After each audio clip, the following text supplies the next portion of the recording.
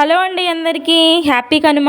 ఈరోజు ఇంకా non veg full ఎక్కడ పెట్టినా కానీ చికెన్లు మటన్లు ఫిష్ ఫ్రాన్స్ మొత్తం ఇంకా మా వారైతే పొద్దున్నే వెళ్ళి ఇంకా చికెన్ అయితే తీసుకొచ్చారనమాట.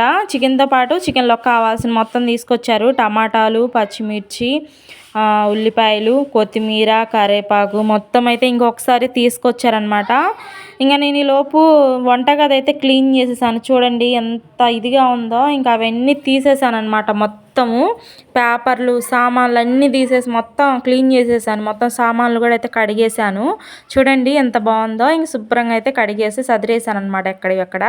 ఎందుకంటే రోజు వాడుకునే కదా, ఇంక నేను వారానికి ఒకసారైనా క్లీన్ చేస్తూ ఉంటాను టైం తీసుకొని. ఒక గంట పట్టిద్ది నాకు ఇవన్నీ తీసి కడిగి సదరాలంటే. కానీ నీట్గా పెట్టుకుంటేనే కదా. ఇంకా చికెన్ అయితే ఇంకా వంటగది క్లీన్ చేసినాక ఇంకా వండుదాంలే అని మొత్తం క్లీన్ చేసేసి చికెన్ అయితే వండుతున్నాను అనమాట.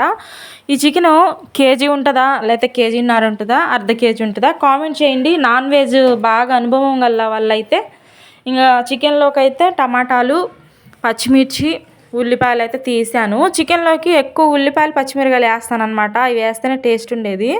ఇంకా అవైతే కట్ చేసి చికెన్ కడిగేసాను. ఉప్పు పసుపు వేసి ఇంకా చికెన్ అయితే ఉడికించాలి.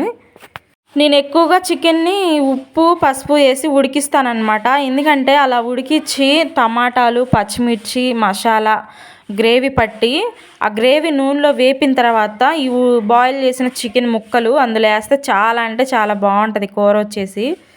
నూనె అయితే వేడైపోయింది. పచ్చిమిర్చి, ఉల్లిపాయలు, టమాటాలు ఇంకా 3 కలిపి నూనెలో వేసేసాను. గ్రేవీ లాగా చేస్తాను నేను. 3 కలిపే వేస్తాను అనమాట. అదొక టేస్ట్ వచ్చింది, చాలా బాగుంటుంది. మా అమ్మ చేసేది చిన్నప్పుడు, చాలా అంటే చాలా బాగుంటుంది. నేను అది చూసి నేర్చుకున్నాను.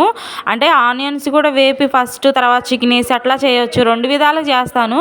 కానీ ఇట్లా ఇంకా బెస్ట్ టేస్ట్ వచ్చింది, చాలా బాగుంటుంది.